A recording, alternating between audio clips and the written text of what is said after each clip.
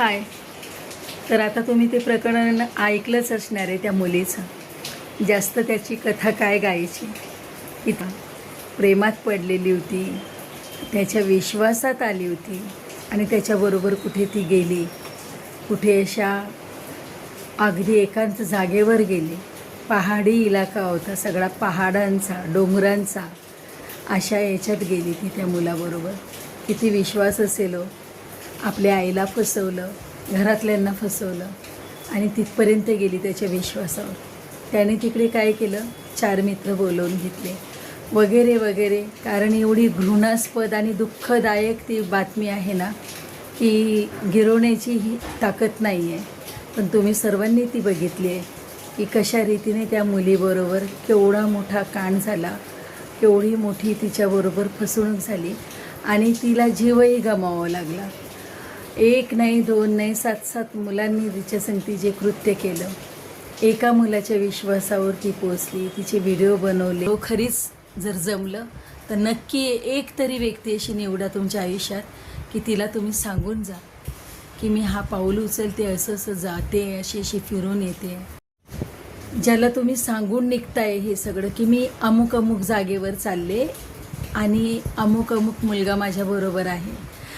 मी तर तुम्हाला याच्यामध्ये एक शिकवेल असं की ज्याच्याबरोबर कधी तुमचं जाणं झालं, खूपच विश्वास आहे, मैत्री आहे, नातं आहे, तर त्याच्याशी खोटं बोला की मी 3 जणांना 3 जागेवर सांगून आलेले. त्यांचं काही टेन्शन नाही, ते तुलाही ओळखतात, मलाही ओळखतात, पण मी सांगून आलेले आहे.